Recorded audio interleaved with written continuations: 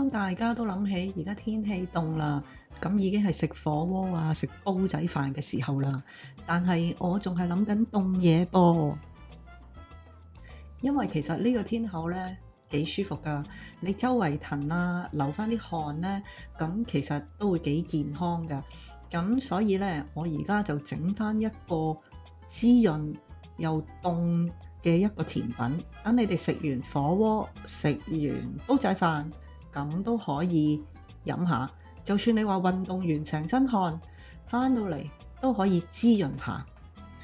其實呢個就係洛神花嘅汁嚟嘅，咁只需要將啲洛神花咧去咗個心，因為個心咧其實就好酸嘅。咁你攞去煲水，你中意煲淡啲、濃啲隨得你。咁煲咗啲水咧就留起佢，雪喺雪櫃。咁最好送雪喺冰格啦。如果你冇咁做嘅，雪喺雪櫃都可以有一段時間嘅。咁呢一個做法咧，就係將呢啲洛神花嗰個嘅汁液咧，就攞去打返一個雪巴。咁你裏邊咧係可以落蜜糖嘅。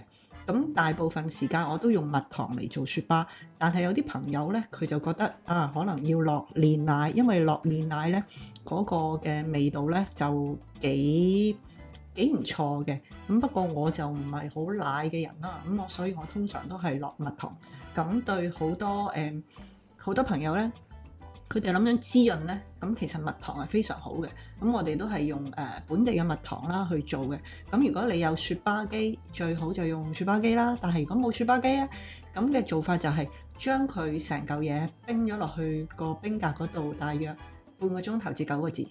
咁佢未凝結晒嘅時候咧，你就去刮鬆佢。咁如是者咧就做可能2次啦，或者3次啦。咁你都會得到一啲雪咧，佢出咗嚟嘅效果咧係好鬆軟嘅。咁呢個時候咧，你呢個雪巴就已經係完成咗。咁你可以配你任何嘅生果都係可以嘅。咁我哋今次咧就唔使問阿貴啦，咁梗係揀呢個叫做雪梨啦。咁我哋將雪梨咧做嗰個盛器。咁我老媽子都會投訴㗎，佢話：咦，點解我做呢個雪梨盛器，我要破開佢呢？其實我有考慮過，你哋有嗰個雪梨盛器做咗出嚟，咁個雪梨最後都係要食咗佢嘅。咁所以呢，我今次係將佢破開，等食完個雪巴再食雪梨嘅時候，就唔使咁瀨氣，又要攞刀又要攞叉啦。咁所以唔好介意。咁我今次呢係會將個雪梨破開佢嘅。咁我開初咧，我都會諗㗎，不如刮通個雪梨啦，好似我做嗰個蜜金雪巴咁，可能刮通佢啦，留翻個底啦。咁但係我研究咗一陣，我覺得no good。咁所以咧，最後我都係破開佢。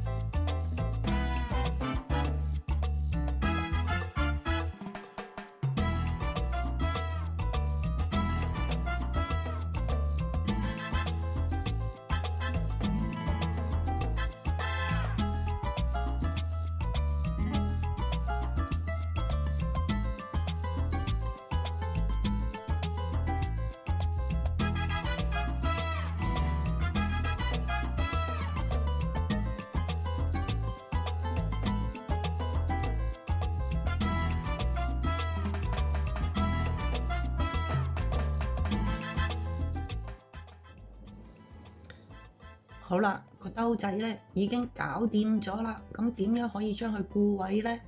咁用一條橋，冇錯，就係錫紙啦。因為石子咧可以做成唔同嘅架撐，可以幫你承住呢一個嘅雪梨。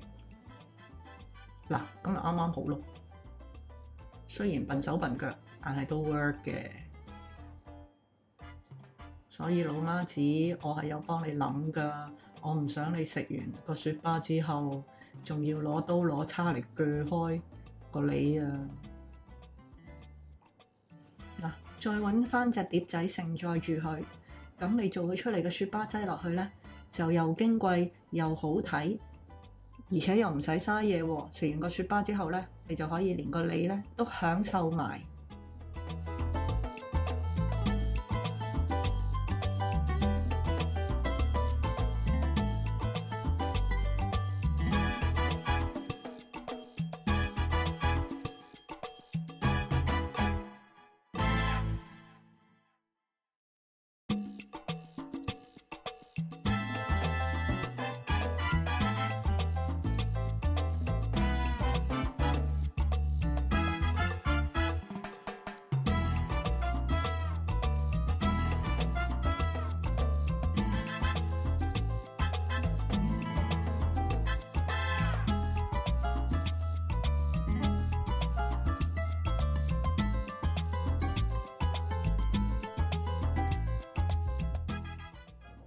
其實洛神花咧嗰個味道咧就有啲似我哋嘅利賓納，但係走甜，咁就死啦，好酸噶嘛。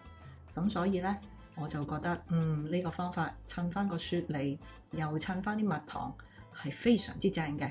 而且好多時咧，好多朋友都會諗住有啲好味嘅生果啊或者蔬果啊，想將佢變成飲嘅汁，我又會覺得好似可唔可以多一啲方法去享受下呢？咁所以呢個方法我介紹俾大家啦，我都用咗好多年㗎啦，我成日都係咁樣做嘅。而且好多時攞出嚟即係氹啲細路仔嘅時候呢，如果佢發現呢，我哋嗰啲雪巴呢係擠翻喺一個生果裏邊嘅時候呢，佢又會特別好奇好多嘅。咁所以又靚仔又好食。咁你食完你哋嘅火鍋，食完你哋嘅煲仔飯，咁可以試下呢件事啦。